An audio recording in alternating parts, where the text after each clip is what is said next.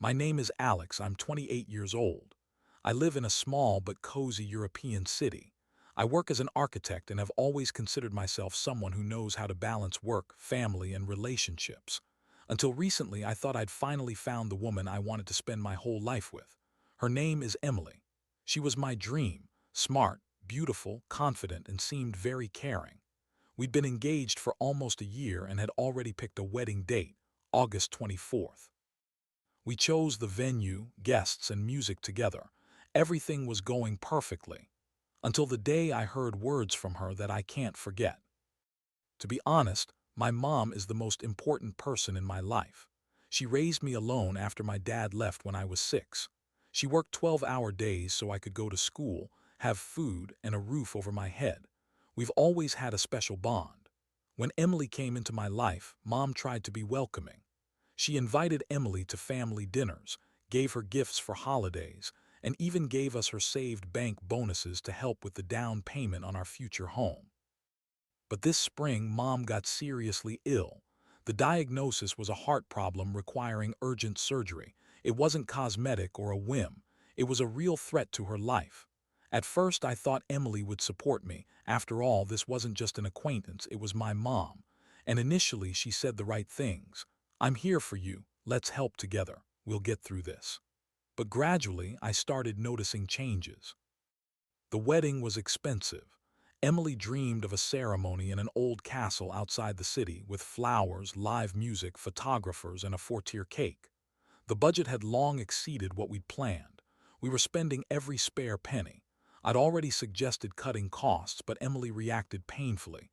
"This is my only chance for a fairy tale wedding. We can't ruin it." In the end, every new week added more stress. When the doctors said Mom needed surgery in a month, I agreed without hesitation to pay for everything not covered by insurance. It was a large sum, but it was about life. That evening, I told Emily, "Listen, I need to take some money from our wedding budget to pay for Mom's surgery." I thought she'd support me like before, but instead she went silent, then asked, "Are you serious?" "Yes, this is important. It's her life." "Alex, but the wedding is already paid for. We agreed, you promised." I tried to explain. Some deposits could be refunded, some postponed. But Emily didn't want to hear it. And then came that ultimatum proposal. We were sitting at the table, dinner untouched, candles burned down, and Emily said in a cold voice, "Choose. Either you cancel the surgery or we cancel the wedding." I didn't understand right away. "What?" "I'm tired of being second place. It's always your mom, your issues, your problems. We have a wedding and you're thinking about her. If you transfer the money for the surgery now, there won't be a wedding." I looked at her and didn't recognize her. This wasn't the woman I'd asked to be my wife. I replied, "You want me to leave Mom without surgery? She could die." "You're dramatizing. It'll be fine. Let her find other money, a loan, I don't know, but don't touch our budget."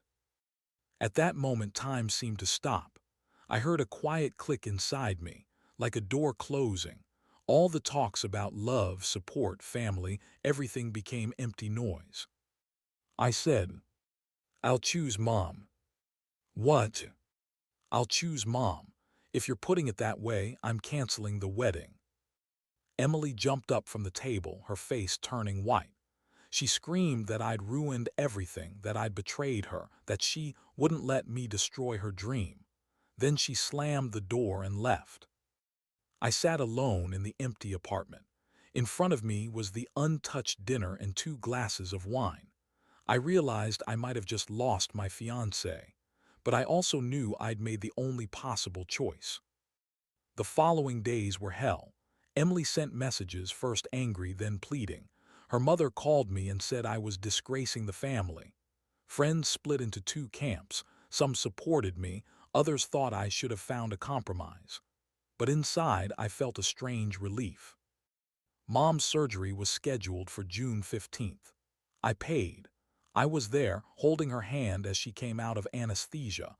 It was a tough but very sobering experience. I understood what true value in life and family means. A week after the surgery, Emily sent me a long letter. She wrote that she'd realized everything, that she was under pressure, that she dreamed of the wedding because she wanted a fairy tale but got a nightmare. She asked to come back. And here I am facing a choice. The surgery was successful, mom's recovering. The wedding's canceled. Emily says she's ready to change everything. But can I trust someone again who once put me in front of such a choice? Right after I sent the money for mom's surgery, the world seemed to split into before and after. In the morning, I woke up to a barrage of notifications. My phone was vibrating like a swarm of bees had moved in. Messages from Emily. "You can't do this. We lost the deposit, everything's gone. If you love me, you'll fix it." Then came the calls, first her mother, then her friend, the one who was supposed to be the bridesmaid. They all said the same: I'd ruined Emily's dream. None of them asked about mom, about her needing urgent surgery. It was like that information didn't matter at all. I tried to explain, it's about life, I couldn't do otherwise. In response, I heard, you could have found another way, you could borrow, you could ask friends for help. It seemed like for them, my mother's life was just an inconvenience on the way to their celebration. A couple of days later, Emily posted a photo on Instagram, her in a wedding dress in the fitting room, red eyes caption, "When your love chooses his mom over you." Comments poured in instantly. Some supported her. "He doesn't deserve you." Some were neutral, but most just watched the show. I felt like the villain in someone else's series. I closed all social media. The phone became a source of pain. I wanted to focus on mom. She was preparing for surgery but saw I was walking around like a shadow. "Son," she said, "don't make me the reason for your fights." "Mom, you're not the reason, you're my family." But there's no wedding anymore. If the wedding depended on this, then it shouldn't have happened. Mom was silent. She knew how much I'd invested in those relationships, not just money but years. But she didn't argue. I couldn't sleep at night. Thoughts swarmed in my head. Maybe I was too harsh. Maybe I could have taken a loan, borrowed from friends, postponed the surgery a month. But every time I imagined mom lying without help while I danced at the wedding, everything inside me turned upside down. A week before the surgery, my best friend Mark came over. "Listen," he said, "I get that you're going through it, but you did the right thing. Any normal woman would have supported you." Maybe I didn't explain well. "Alex," he put his hand on my shoulder, "she's an adult. She understood everything. She just didn't want to sacrifice. It's not you who lost her, it's her who lost you." Mark's words calmed me a bit. But that same evening, Emily showed up anyway, without warning, without a call. I opened the door. She was standing on the threshold in a coat, eyes swollen, hair disheveled. "Alex, please talk to me." "About what?" "I was wrong. I've always dreamed of a wedding. A big, beautiful one. I thought it was more important. I was in shock. I wasn't thinking." "Emily, you put me in front of a choice. Mom or you." "I know, and I regret it. But it's not too late to fix everything. We can have a small wedding later when your mom recovers." I looked at her and didn't recognize her. She was saying the right words, but there was no depth, like she'd memorized a speech. I wasn't ready to forgive. Not right away. Not like that. "Emily," I said, "right now I'm only thinking about mom. Let's come back to this talk after the surgery." She nodded and left. I saw her wiping tears. And for the first time in a long time, I didn't feel sorry. I was devastated. The day of the surgery arrived. We got to the clinic early in the morning. Mom was calm, even joking with the nurses.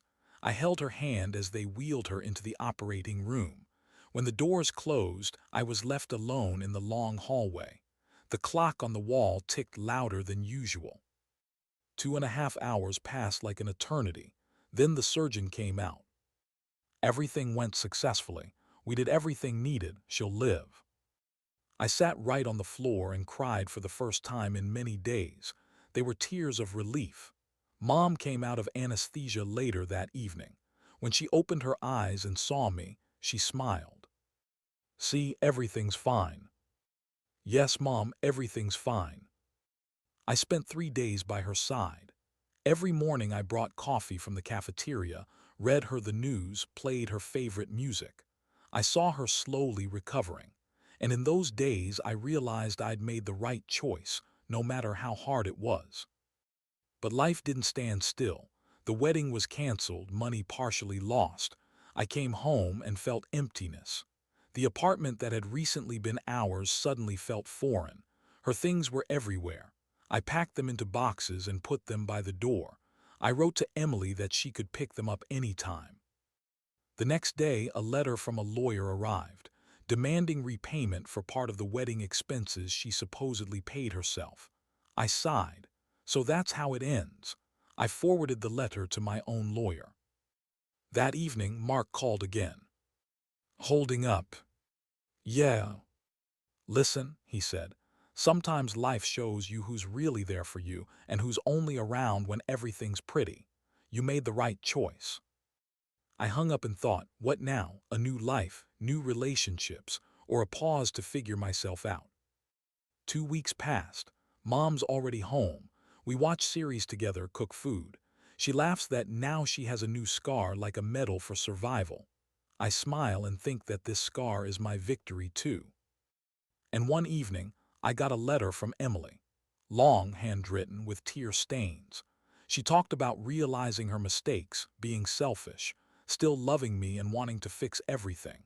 She wrote that she couldn't accept the idea that her fairy tale was ruined, but now understood that a real fairy tale is being there in tough times. I reread the letter several times. On one hand, I saw a person trying to admit fault. On the other, I remembered that evening her cold gaze and words, choose. It was like a knife. Can I forget that? Can I trust? I went to bed with that question. There was no answer. After Mom's discharge, I realized my life was like in standby mode. By day, I worked projects, blueprints, client meetings. In the evening, Mom soups, meds, walks in the park. On the outside, everything looked calm, but inside was chaos. I kept returning to thoughts of Emily.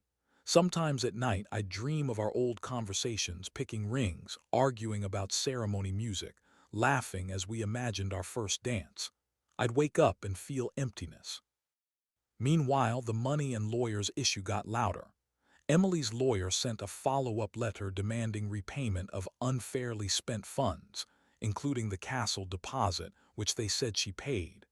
In reality, we paid everything together, just from different cards, but their version made it look like I'd stolen her money. I showed the letter to Mom. Son, maybe negotiate, she asked. I feel awkward that it's all because of me. Mom, not because of you. It's her choice. I'll pay if the lawyer says I have to, but I won't buy off guilt I don't have. You've gotten tougher, Mom noted, but maybe that's how it should be. We went to my lawyer. He looked at the documents, calculated the transfers, smiled. Let them demand. Everything listed is joint expenses. Legally, they have no chance. I exhaled, at least one island of stability. At the same time, I started noticing how my life was changing without Emily. Seemingly small things. I started sleeping peacefully, hanging out with friends more, resuming morning runs that she always called pointless waste of time. The apartment got quieter, cleaner, simpler. Even breathing was easier. Mark came over again. So how's it without the drama queen? He asked, grinning. You know, weird. Sometimes I miss her, but more the illusion than her herself. That's normal. You were in toxic relationships but thought it was a fairy tale. When the truth comes out, the brain breaks. We drank beer on the balcony, watching the sunset paint the house's gold. And yet, I said, she wrote me a letter, apologized. Classic scheme. First ultimatum, then I get it all. Maybe she really gets it. Maybe, only you're different now. You chose Mom, and with that choice you told yourself who you are. I was silent. His words hit the spot. Mom recovered surprisingly fast. A month after surgery, she was walking in the park on her own, meeting friends. One dinner, she said. Alex, you can't live just my life. You saved me, thank you, but now live your own. I am work friends. No, son, that's all defensive measures. You need to open up again, trust, or you'll get stuck. I smiled. Mom, not ready yet. And don't rush, but no, you don't have to be my bodyguard, I'll manage. Those words were like liberation. I realized she really felt better and didn't want to be the center of my universe. One day I decided to walk through the city center, where Emily and I picked the wedding cake, where we took photos for invitations. Everything felt both familiar and foreign. I went into a cafe, ordered a cappuccino, sat by the window. At the next table, a couple was discussing their wedding, arguing about tablecloth colors. I caught myself not even hurting, like that stage was already behind me. There was an unread message from Emily on my phone. Can I call? Very important. I didn't reply. I knew the talk would be hard. She'd try to convince me to come back, she'd cry. And I knew I wasn't ready yet. I put the phone on Do Not Disturb and just watched people on the street going about their business. It was a strange feeling of freedom. A couple of weeks later, I got a letter from the bank. Part of the wedding money was refunded. Not all, but enough to feel life getting back on track. I transferred some to the clinic's charity account where Mom was treated. The rest I saved for a rainy day. I started going out more. Went to the gym. Returned to drawing, a hobby I'd abandoned. Almost every Sunday I'd go to the market with Mom, pick produce, then cook together. It became our little ritual. One evening Mom said, "You know, Alex, sometimes bad things aren't punishment but a gift." A gift, I chuckled. Yes, you could have married someone who doesn't respect your family and suffer in a couple years, but now you know the truth before an irreversible step. I thought about it, maybe she's right. But still, Emily didn't stop trying to come back. She sent photos, memories, talked about changing her outlook on life. Sometimes I felt her words were sincere. Sometimes that it was just fear of being alone.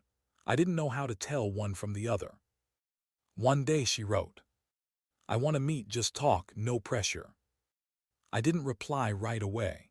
Sat at the table, poured tea, and thought. I understood this meeting could reopen old wounds, but I also understood that without it, I couldn't put a period.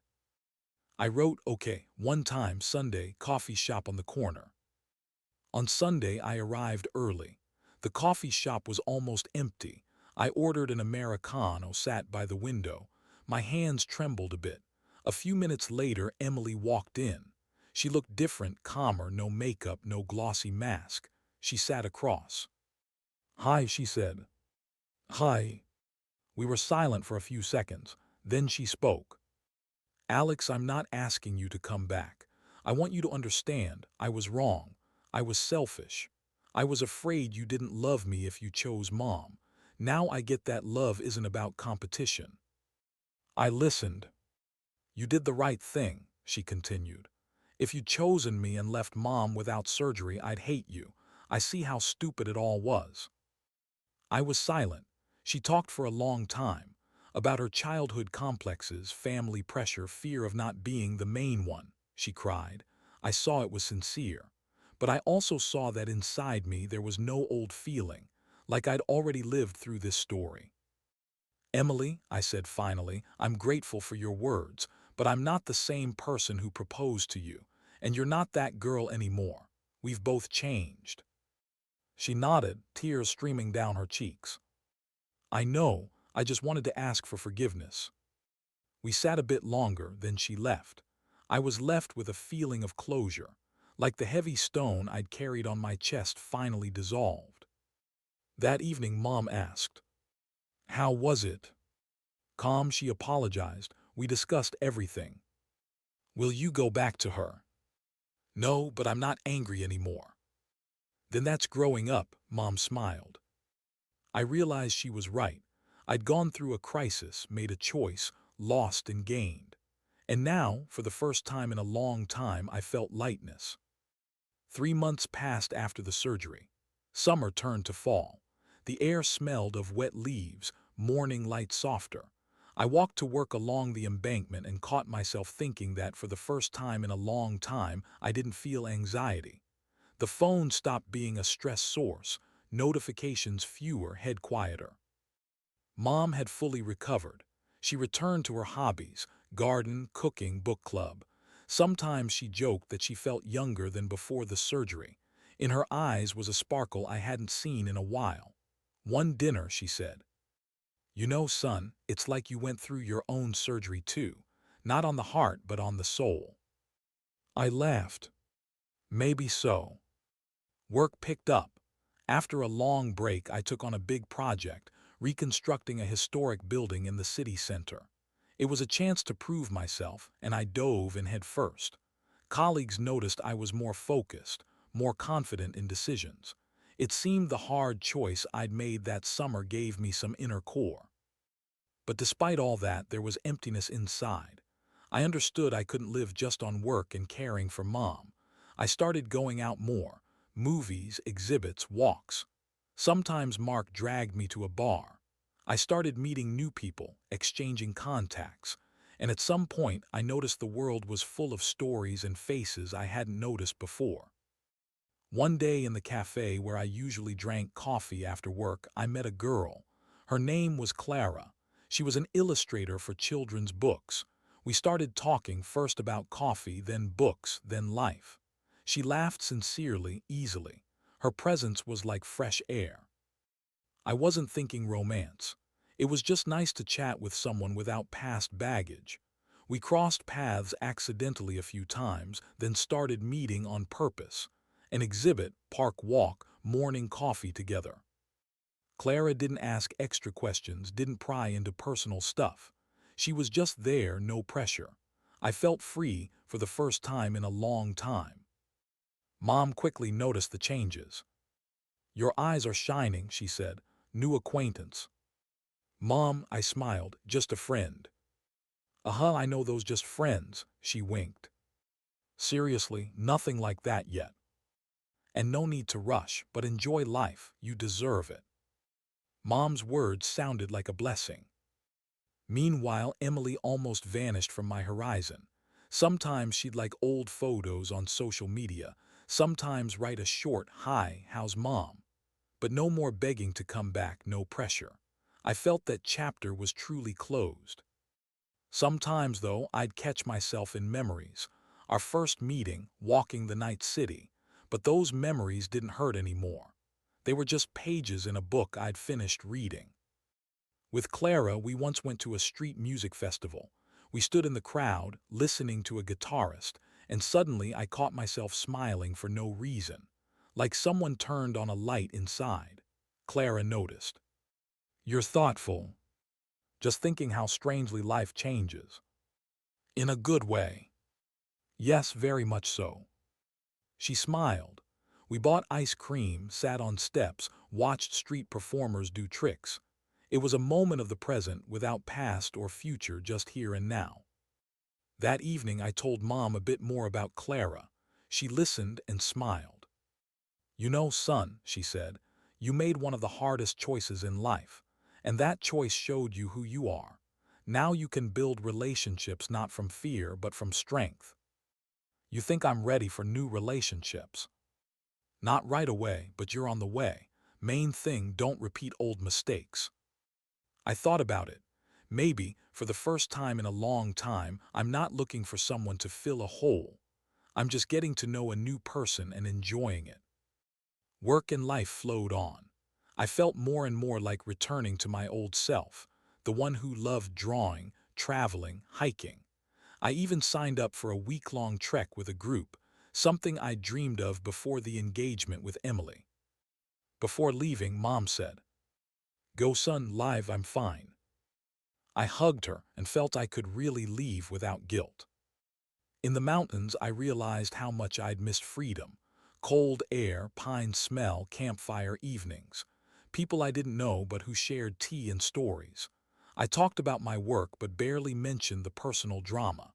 It was like a new chapter, a clean slate. One evening by the fire, someone asked, "Are you married?" I smiled. Almost was, but made a choice. And no regrets. No, it saved my mom and myself. Everyone nodded. One guy said, "So you know what's important to you. That's rare." Those words touched me. I realized the choice that seemed like the end that summer was actually a beginning. Back from the trek, I met Clara. She looked at me and said, "You've changed." "In what way?" "Like you've gotten lighter." "Probably the mountains." We went walking in the autumn park, leaves rustling underfoot. I told her a bit about what happened that summer.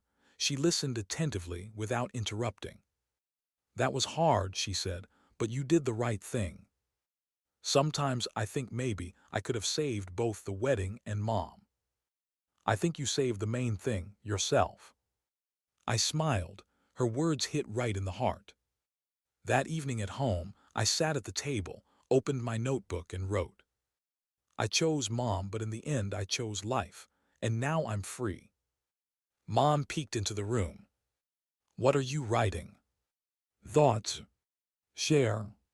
Later." She came over, hugged me. "I'm proud of you, son. You've become a man." Those words were simple, but they held everything. Fall was ending. Evenings longer, air colder.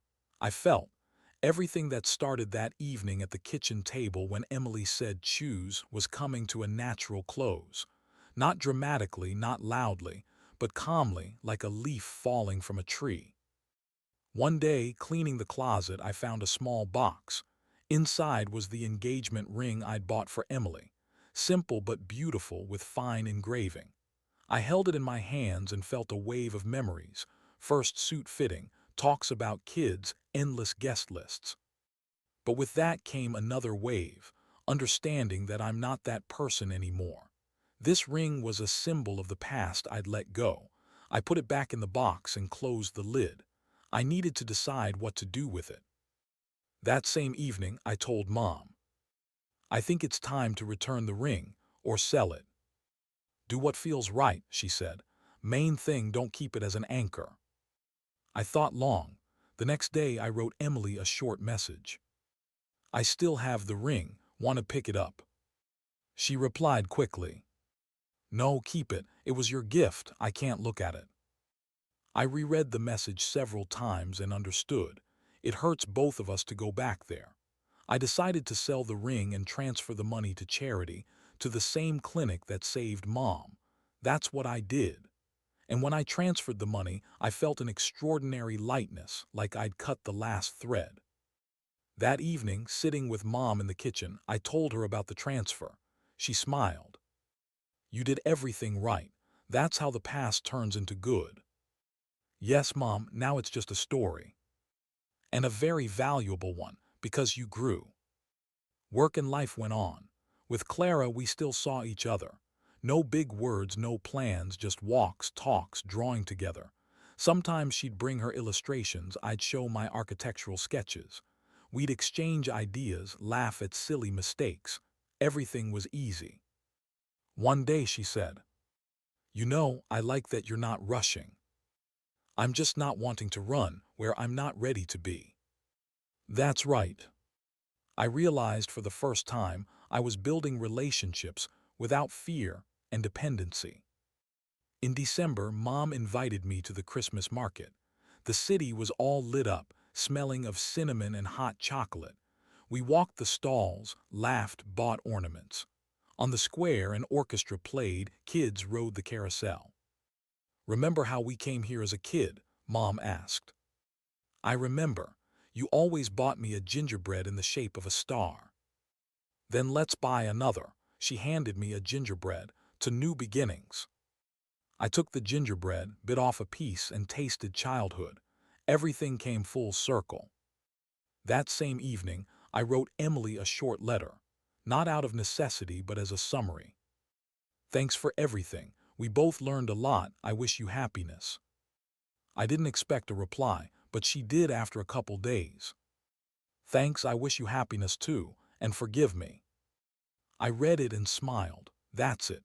End of the story, without anger, without regret, just gratitude for the lesson. In January, Clara and I went to a small mountain town. We skied, sat by the fireplace, drank mulled wine. There, at the foot of the mountain, I suddenly realized I no longer thought about the past. Everything that happened became part of my story but no longer defined me. Clara noticed. "You're so calm." "Because I'm finally home in myself." She smiled and took my hand. It wasn't a "we're together forever" gesture, just a moment of warmth. But I felt more truth in that warmth than in any fairy tale wedding. In the spring, Mom threw a small party for the anniversary of her surgery. We invited neighbors, friends. She raised a glass and said, "A year ago my son saved my life, but I think he saved his own too, to valuing what's important." Everyone applauded. I was embarrassed, but warmth spread in my chest. The next evening after the party, I went out on the balcony. The city hummed, glowed. I thought about how in just a year my life flipped, but that year was the most honest. I finally understood that family isn't competition but support, that love isn't an ultimatum but a daily choice, that sometimes choosing another, you're really choosing yourself. I took out the notebook where I'd started writing thoughts after Mom's surgery and wrote, "A year later. My mom is alive. I'm free. I'm learning to love again. And I'm grateful." I closed the notebook and felt silence and light inside. The next day, I called Clara. "Want to go to the mountains tomorrow, just for a walk?" "Of course. I have a spot with an amazing sunrise view." "You're acting like someone who's finally found their place." "Probably so." I smiled.